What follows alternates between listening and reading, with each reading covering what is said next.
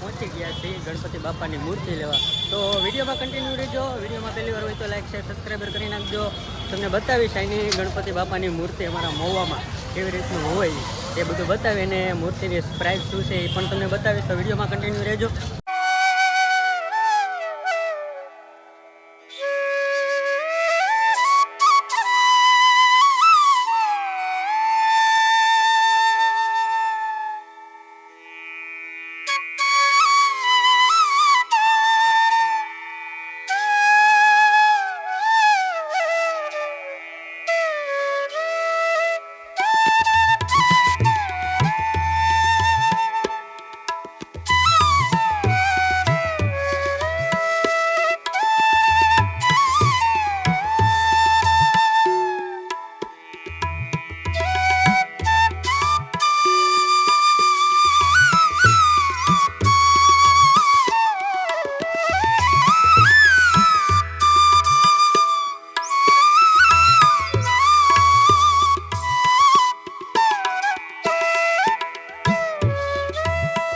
Finally અમારા અક્ષયભાઈ એને ગણપતિ બાપાની મૂર્તિ લઈ લીધી છે, અને કેટલાની લીધી તો આપણને ખબર નથી, પણ હવે એને પૂછ્યું આપણે કેટલાની લીધી એમ.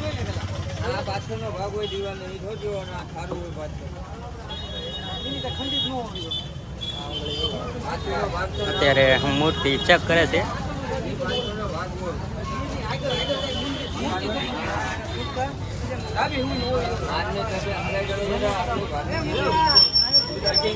અક્ષયભાઈ લઈ લીધી મૂર્તિ? લગભગ તો લઈ લીધી છે.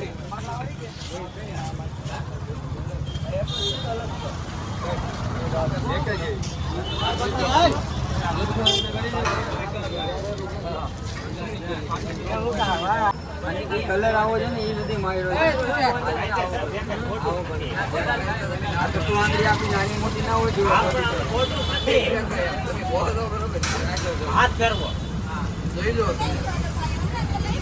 ફાઇનલી મિત્રો એક મૂર્તિ પસંદ આવી જશે, પણ ખંડિક મૂર્તિ છે એટલે આપણે એ મૂર્તિ કેન્સલ કરીશ અને બીજી મૂર્તિ જોવા જઈએ છીએ. તો વિડીયોમાં કન્ટિન્યુ રહેજો. ફાઇનલી મિત્રો અત્યારે આપણે એને આ મૂર્તિને કન્ફર્મ કરી નાખી છે. આનું કિંમત કહીને તો આમ તો ગણપતિ બાપાની કિંમત ન હોય, પણ 1551 રૂપિયામાં આપણે કન્ફર્મ કર્યું છે આ મૂર્તિનું.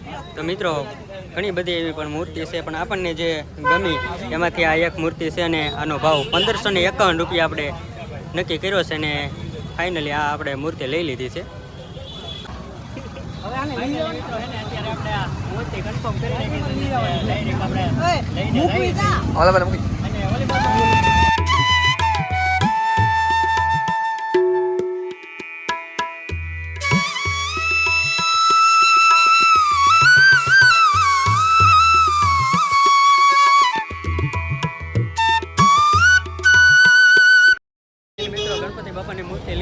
અત્યારે અમારા ભાઈબંધો અહીંયા કંઈક લેવા આવી ગયા છે. નાની મૂર્તિ ને 451 તો 2000 કરી બેહાડ દેવાનું.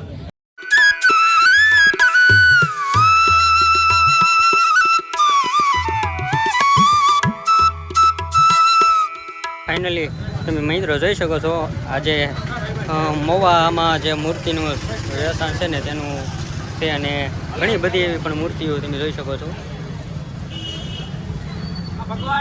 મિત્રો અત્યારે નાની મૂર્તિ પણ છે, એટલે આની આપણે પ્રાઇસ જાણીએ ભાઈ પાસે. તો આની પ્રાઇસ શું છે ભાઈ?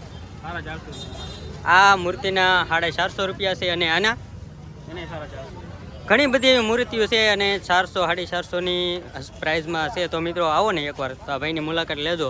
અને અત્યારે આપણે આ તમે જોઈ શકો છો મહુવામાં ઘણી બધી એવી મૂર્તિઓ છે. તો મિત્રો તમે આવો, અને આપણા ભાઈઓ જે છે ને અહીંયા કન્ફર્મ કરી નાખી છે મૂર્તિ, અને પેક કરે છે, તમે જોઈ શકો છો.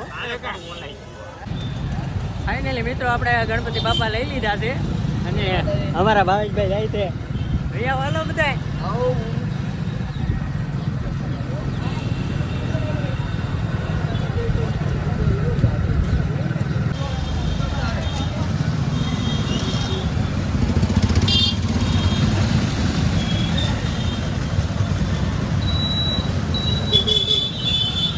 ફાઇનલી મિત્રો અત્યારે આપણે ફ્રૂટની લારીએ ઊભા રહી ગયા છીએ. ગણપતિ બાપાની પ્રસાદી માટે ફ્રૂટ લે છે અમારા અક્ષયભાઈ.